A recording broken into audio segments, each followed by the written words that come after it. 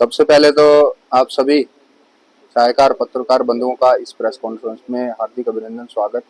आज जो ये प्रेस कॉन्फ्रेंस रखी है उसका मुख्य विषय ये है कि जो भारतीय जनता पार्टी की सरकार है और माननीय प्रधानमंत्री जी ने हमेशा किसानों के हित में काम किया, लेकिन कुछ जो किसान संगठन है वो अपना राजनीतिक रोटियां सेकने के लिए या चाहे किसानों को बरगलाकर उनको इस तरह इस्तेमाल किया जाता है कि भारतीय जनता पार्टी आप किसानों के खिलाफ रही है, चाहे उसमें एक बड़े किसान नेता गुरनाम सिंह चुड़ूनी जी क्यों ना हो।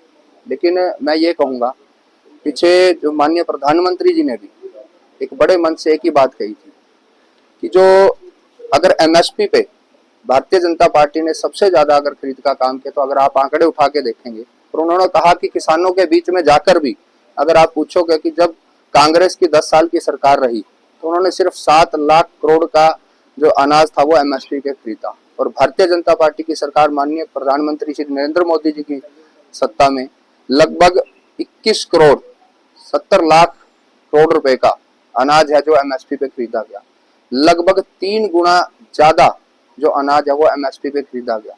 अकेला यही नहीं, किसानों के हर वर्ग में लेके, किसानों की आय बढ़ाने से लेके किसानों का खर्चा कैसे कम हो, और किसानों को मंडी के बीज खरीदने से लेके और उसका अनाज बिकने तक की हर सुविधा, एक आधुनिक सुविधा देने का काम जो किया वो भारतीय जनता पार्टी की सरकार ने किया, माननीय मोदी जी की सरकार ने किया। इसमें चाहे आप अगर आप देखना चाहोगे 2010 में आप कोई भी समर्थन, मैं नहीं कहूंगा कि प्रेस कॉन्फ्रेंस में, आप 2014 के समर्थन मूल्य में देख लो, चाहे वो आप गेहूं के नाते देख लो, 1400 रुपए थी। आज लगभग गेहूं का जो रेट है वो 2275 रुपए है। गन्ने का भाव अगर सबसे ज्यादा तो भारतीय जनता सरकार में 386 रुपए गन्ने का भाव देने का काम। इंफ्रास्ट्रक्चर से लगा लो, बहुत सी जगह पहले क्या होता था, एक क्षेत्रवाद का नारा लगता था, लेकिन मनोहर लाल जी के नेतृत्व में जब सरकार आई तो उन्होंने एक ही बात कहा, हरियाणा एक, हरियाणवी एक, और पूरे क्षेत्र का विकास बिना भेदभाव के किया। आज आप सोच भी नहीं सकते थे, इंद्री बेल्ट में, अपनी असंध बेल्ट में यहाँ का कोई धनिया होता था या पेवा में थे, आज पहले वो जाके जयपुर में जब बेचने जाता था किसान, पूरा 12-12 घंटे में ट्रैवल करता था। आज आप 5 घंटे में, सुबह आप शुरू करते हो तो 5 घंटे में आप जयपुर अपना जाके सामान बेच सकते हो। एक बड़ा इंफ्रास्ट्रक्चर देने का काम किया। अमेरिका के राष्ट्रपति से किसी पूछा था कि आपके देश की सड़कें इसलिए अच्छी हैं कि आपका देश विकसित है, लेकिन उन्होंने कहा था मेरा देश इसलिए विकसित है क्योंकि यहाँ सड़कें अच्छी। एक विकास के नाते चाहे वो कुछ भी हो, बहुत से लोग बोल देते हैं 152 बना तो क्या लाभ हुआ, लेकिन आप सोच नहीं सकते व्यापार को, किसान भाइयों को, हर वर्ग को फायदा मिलता है। हमारे यहाँ आलू की बेल्ट थी, 5 फसलें अगर भावांतर भरपाई पे खरीदने का काम किया तो वो भारतीय जनता पार्टी की सरकार ने किया। लगभग जो आलू था वो फेंक दिया जाता था, टमाटर आपने देखा होगा सड़क के किनारे लोग ट्राली झाड़ के चले जाते थे, लेकिन अगर आज वो मंडी में नहीं बिकता, अगर वो 1 रुपए बिकता है, 50 पैसे बिकता है, 2 रुपए बिकता है, उसके 5 रुपए देने का काम किसने किया? भारतीय जनता पार्टी ने सरकार। अब पीछे अगर बाढ़ आई थी तो क्षतिपूर्ति पोर्टल, आप सोच भी नहीं सकते थे कैसे 24 घंटे में सर्वे करा के, और खुद किसानों ने से कहा था कि आप इस पोर्टल पे अपने जीपीएस लोकेशन के साथ उस फोटो को डेट अनुसार डालें, और लगभग 15 दिन में हर किसान का भुगतान करने का काम किया। आप इन चीजों को देखो, 54,000 नए ट्यूबवेल कनेक्शन देने का काम किया। एक बहुत बड़ी बात थी, नहीं तो लोग जिसकी अप्रोच होती थी उनको कनेक्शन मिल जाता था, लेकिन नहीं, सबने एक ऑनलाइन माध्यम से इनको जब लागू किया, जिसने जैसे जैसे भरा और जिस जिसके जहाँ पे नंबर आया उस हिसाब से उन्होंने इसका देना। सबसे बड़ी बात, यूरिया, कोई देश ऐसा नहीं है जहाँ 3000 से कम यूरिया का कट्टा हो, लेकिन आज हरियाणा में 270 रुपए में यूरिया का कट्टा मिलता है, नैनो कोटेड यूरिया, ताकि यूरिया का ब्लैक ना हो। और इसके साथ साथ आज बड़ी बात, सल्फर अलग से खेतों में डाला जाता था, लेकिन आज सल्फर युक्त यूरिया, और उस सल्फर को डालने की मजदूरी अलग से दी जाती थी और उसके पैसे अलग जमा होते थे, लेकिन आज सल्फर युक्त यूरिया देने का काम किया। इसके साथ साथ एक बड़ी, नायब सैनी जी ने पहली बार, जब किसान मंडी में जाता था उसकी उतरवाई और तुलवाई का मूल्य किसान को देना पड़ता था, लेकिन पहली बार नायब सैनी जी ने, अब जब ये खरीद शुरू हुई तो ये जो तुलवाई और उतरवाई है वो भी सरकार की तरफ से किसानों को दी जा रही है। तो ऐसा कोई क्षेत्र नहीं, आप सोच भी नहीं सकते थे। पेवा में 32 लाख रुपए की नए लागत से नए पशु अस्पताल बना। भूमिगत पाइप, एक बड़ा किसानों को रहता था, ट्यूबवेल चलते थे, भूमिगत पाइप के माध्यम से आपका जल में भी बचा और इसके साथ साथ किसानों को भी लाभ मिला। लगभग भूमिगत पाइप के नाते 11 करोड़ 45 लाख रुपए की अनुदान राशि भारतीय जनता पार्टी की सरकार ने किसानों को सीधे खाते में देने की काम।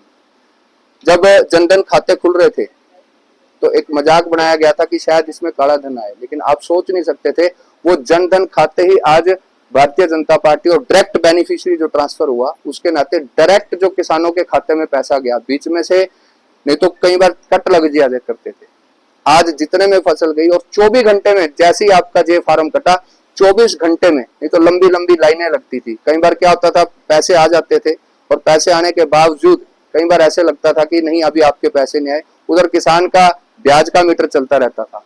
आज जैसे ही उसकी फसल का जे फार्म कटा उसके 24 घंटे के अंदर उसका भुगतान देने का काम किया तो वो भारतीय जनता पार्टी की सरकार ने। ऐसे बहुत से विषय हैं, आप सोच भी नहीं सकते कि किसानों के लिए जब वो मंडी में जाता था शेड में पूरा पूरा दिन बैठा रहता था। आज मेरे जिले में लगा लो, जहां भी प्रमुख मंडियां हैं वहां किसान भवन देने का काम किया, किसानों को दिक्कत ना आए वहां पे सरकार ने कैंटीन खोल ली और 25 रुपए और 30 रुपए में वहां पे किसानों को भरपेट थाली दी जाती है। हर सुविधा, मैंने कहा ना कि नीचे बीज खरीदने से लेके आप मंडी में जब फसल बेचने जाते हो तो आधुनिक सुविधाएं जो देने का काम किया तो वो भारतीय जनता पार्टी की सरकार ने किया। बहुत से ऐसी योजनाएं आई, आप सोच नहीं सकते। जब परिवार पहचान पत्र आया तब ये कहा गया कि ये नहीं है, लेकिन आप सोच के एक बड़ा आंकड़ा, लगभग 45 लाख बीपीएल कार्ड और 1 करोड़ 10 लाख आयुष्मान कार्ड डायरेक्ट घर बैठे लोगों को मिले। जब गांव का कोई गरीब व्यक्ति बीमार हो जाता था, चाहे उसमें किसान भाई भी क्यों ना हो, तो उसको चिंता हो जाती थी कि कल अस्पताल में जाता है तो वो 4 जगह फोन करता था कि मुझे कल अस्पताल में जाना है। तो वो पैसे की कभी अपने आड़ती को फोन करता था या कभी किसी अपने कोई रिश्तेदार को फोन करता था, और आज उसको 5 लाख तक की फ्री इलाज की गारंटी जो देने का काम किया वो भारतीय जनता पार्टी की सरकार ने।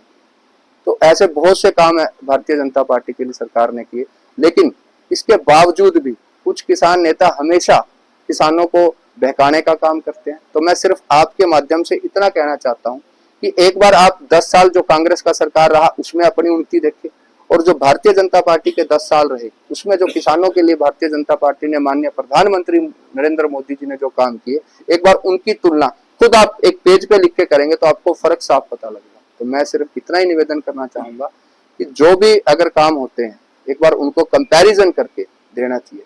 आज हमारे यहाँ लोकसभा के प्रत्याशी नवीन जिंदल जी चुनाव लड़ रहे हैं, उनकी एक विकसित सोच थी, आप सोच भी नहीं पाओगे कि 10 साल जब वो सांसद रहे तो उन्होंने लगभग 10 करोड़ रुपए विवाह सगुन के नाते देने का काम किया। आज यही माननीय प्रधानमंत्री जी ने किया।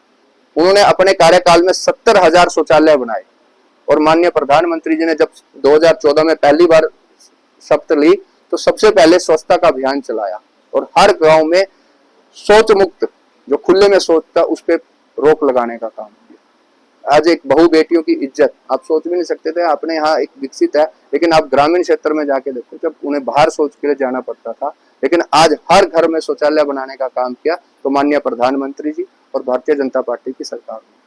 उन्होंने अपने कार्यकाल में लगभग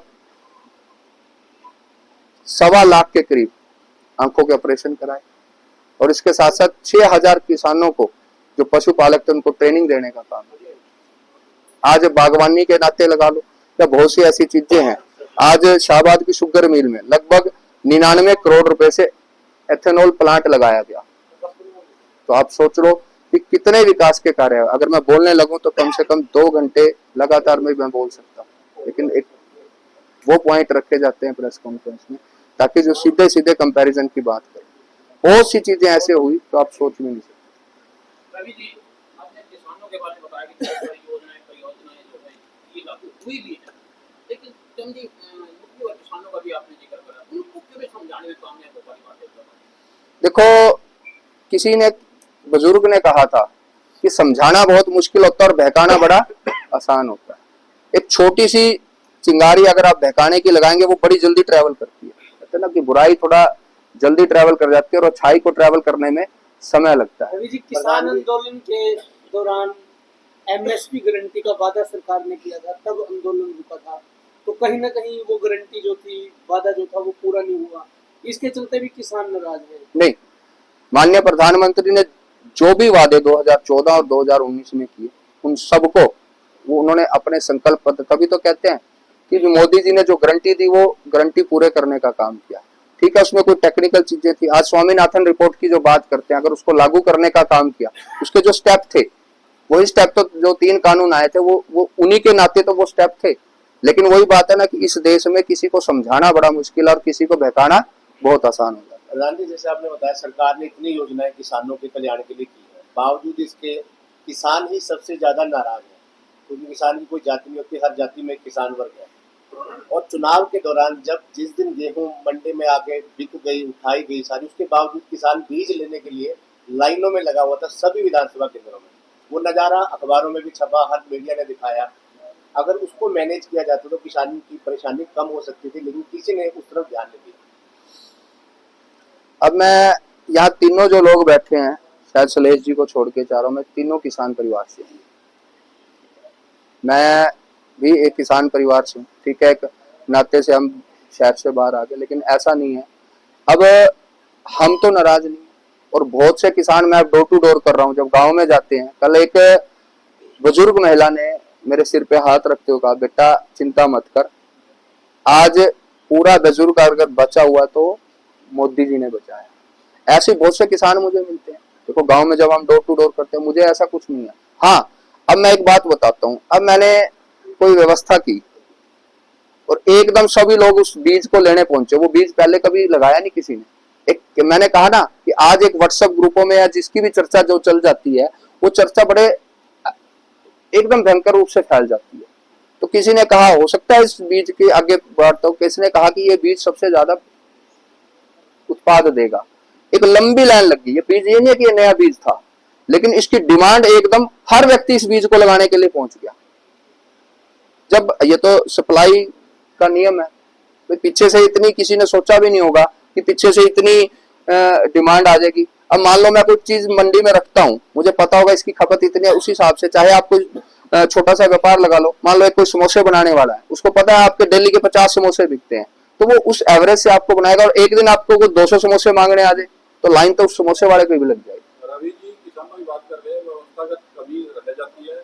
रीजन में गेहूं का उठान भी एक बड़ा रीजन बना था, और जब ने इस पे आपत्ति भी करी थी, उठान लास्ट में सीजन निकल गया उठान। सेवा सिंह जी, मैंने कहा ना कि पहले और अब की किसानी में बड़ा फर्क है। पहले मैनुअल काम होते थे, गेहूं कटती थी, कट के झटती थी, फिर ट्रालियों में भरी जाती थी। ट्रालियां भी कोई गिनी चुनी लोग होती थी। बड़ा स्लो तरीके से आपका उत्पाद है वो मंडी में पहुंचता था। आज एक गांव में कंपेन की पूरा गांव खाली है। आप सोच के देखो ना, व्यवस्थाएं वही है, लेकिन पहले क्या होता था, पहले ये प्रोसेस स्लो थी। आज आप फसल की कटाई का सीजन कितने दिन का मानते हो? आप भी एक किसान रहे हो, और पहले फसल की कटाई का सीजन महीना चलता था। हमने देखा कि ड्रामों पे जीरी झाड़ के लाते थे और रात को झाड़ते, कटती थी, फिर झाड़ते थे, फिर उनको भरते थे।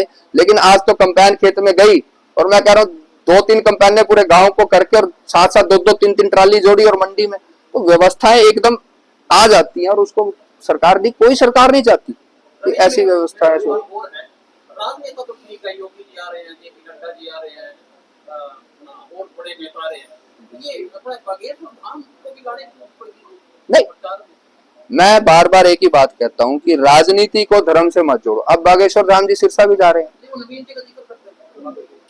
नवीन जी का जिक्र नहीं किया उन्होंने देशभक्ति के नाते, आज अगर मोदी जी ने हर घर झंडा लगाने का अभियान चलाया, उन्होंने वो देशभक्ति की बात के नाते कहा कि आज देखो, विदेशों में लोग अपने, मैं देखता था कि अपने चीक्स पे, मत्थे पे झंडा लगा के घूमते थे, अपनी पॉकेट पे हाथ में लेके घूमते थे, लेकिन किसी ने हमारे गौर ही नहीं किया। क्योंकि जब ये अंग्रेजों का शासन हटा तो वो ये चीजें अलाउड ही नहीं करते थे। वो वैसे कानून बना के छोड़ के गए थे, और एक बड़ा कानून नवीन जिंदल जी ने लगभग 10 साल की लड़ाई लेके एक ऐसा अधिकार आपको दिलाया था कि वो झंडा आप अपनी पॉकेट पे लगा सकते हो, अपने घर पे लगा सकते हो, अपने संस्थान पे लगा सकते हो। ये बड़ी बात थी, गर्व की बात थी।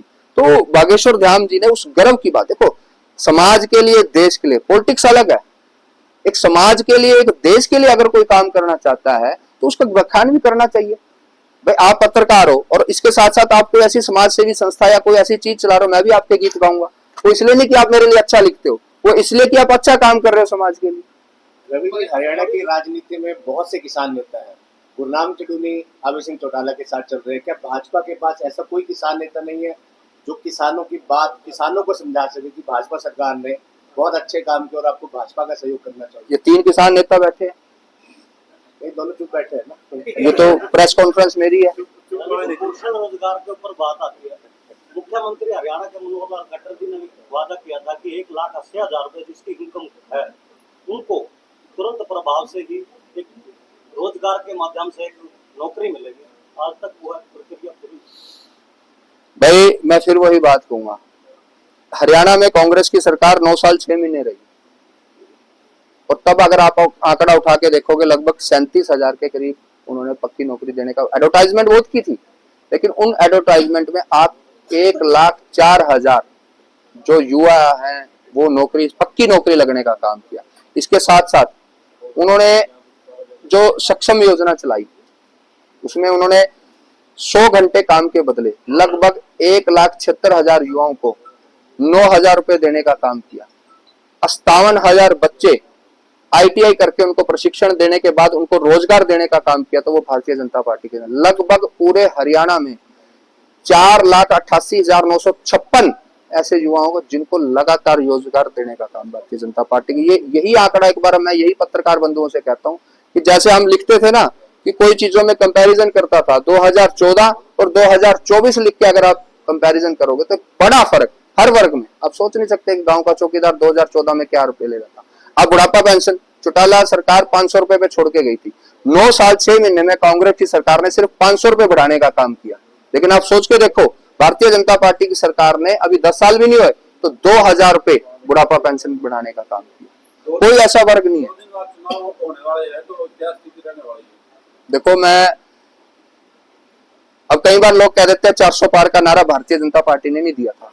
एक लोकसभा में कांग्रेस के नाम नहीं लूंगा, बड़े नेता ने कहा था कि अब की बार 400 पार, और उसी बात को पकड़ के जब विपक्षी हमें 400 पार का नारा दे रहा है, आप सोच के देखो तो मैं कहूंगा कि 11 के 11 कमल आज हरियाणा में खिलेंगे और पूरे देश में 400 पार भारतीय जनता पार्टी जा रही है। आप अभी रोजगार ढूंढवा रहे थे, कितना रोजगार हमने दिया, फिर भी हरियाणा नंबर 1 है बेरोजगारी में। यह आपने आंकड़े कहां से उठाए? आंकड़े सरकारी एजेंसियों के मुझे देख के देना। आप आंकड़ों की बात कर रहे हो तो कहीं ना कहीं ऐसा नहीं लगता कि भारतीय जनता पार्टी के जो शीर्ष नेतृत्व है या कार्यकर्ता हैं लोगों को समझाने में असमर्थ रहे, जो विरोध हो रहा है? मैंने एक बार फिर भी कहा ना कि समझाना में जब समझाने लगते हैं ना तो समझाने में बहुत से तर्क वितर्क आते हैं। किसानों को लेकर आज मैं एक जवाब दे दूं क्या स्पेशल किसानों को लेकर आपने बात की तो एक विपक्ष कह रहा है कि ये वही भाजपा सरकार है जिसने दिल्ली से जाने से रोका, उपद्रवियों जैसा किसानों के साथ व्यवहार किया। ऐसे में कैसे समझाएंगे आप उन किसानों को, क्योंकि वो किसान नेता भी ये बार बार बात कर रहे हैं, विपक्ष भी ये मुद्दा उठा रहे हैं। ऐसे में कैसे भाजपा कैसे समझाएगी? अब मैं एक बात कहूं, आप कहीं भी जा रहे हो, अकेला ये नहीं कि हर व्यक्ति वहां दिल्ली जाना चाह रहा था, लेकिन आप सोच के देखो अगर प्रशासन अपनी व्यवस्था नहीं बनाएगा तो यहाँ पे कानून ही नहीं रहेगा। किसी किसान पे अगर भारतीय जनता पार्टी की सरकार ने कभी लाठी चलाने का काम किया तो उसका भी कसूर होगा। माना है कि गोली से जो मरे उसकी जिम्मेवारी मैं लेता हूं। मुझे अनिल मैं वीडियो दिखा सकता हूं आपको। अब जब भी सरकार ये नहीं है, अगर आप पीछे भी कभी देखोगे, देखो मैं ये कहता हूँ अधिकार मांगना हर व्यक्ति का अधिकार है, लेकिन वो अधिकार मांगना एक अनुशासन में रह के मांगना चाहिए। आप सोच नहीं सकते अगर आप यहाँ सोचो कि कोई मेरे से बात करना है और इसी के साथ आते होटल में तोड़फोड़ शुरू कर दे, वो तो कोई विषय नहीं है ना भाई। किसी व्यवस्था को बनाने आप मानते हैं गृह मंत्री ने माना? नहीं, मैं नहीं मानता, मैं बिल्कुल नहीं मानता। अगर गृह मंत्री जी मान रहे हैं, उनको क्या लगा और किस विषय पर उन्होंने बयान दिया, लेकिन मैं आज भी गारंटी लेता हूं कि भारतीय जनता पार्टी की सरकार ने मनोहर लाल जी के नेतृत्व में और ऐसे मोदी जी के में कभी किसानों की अहित की बात की हो। या किसानों पे कभी लाठी। आप पिछली सरकारों में कंडेला कांड उठा के देखो, महम काम उठा के देखो, आप सोच भी नहीं सकते थे कितनी गोलियां सरेआम चला दी थी। और आज भी आप कंडेला कांड में जाके देखना कितने लोगों ने। भाजपा की बात कीजिए, सब सरकारों में हुआ है। अनिल विज ने कहा, तो आप मानते हैं कि अनिल विज? मैं नहीं मानता अगर अनिल विज ने कहा। हाँ जी, अनिल विज पार्टी से भाई हर व्यक्ति का अपना, मैं अपनी प्रेस में अपनी बात कहूंगा, उन्होंने किस विषय पे क्या बात की। भाई आप कोई बात कह दो कि तो सभी पत्रकार मान लेंगे उस बात को, वो आपका विषय, मतलब आप मैं उस बात का खंडन करता हूँ। थैंक यू जी, जसविंदर जी, महामंत्री जी साहब, हमारे जितेंद्र सिंह गोल्टी, और आप सब लोगों का थैंक यू। नहीं, बिल्कुल भी नहीं है। अब जब रैली थी तो मान लिया मनोहर लाल जी ने, उन्होंने सबसे आगे जाके तो उन्होंने हाथ उठा के 400 पार का नारा दिया।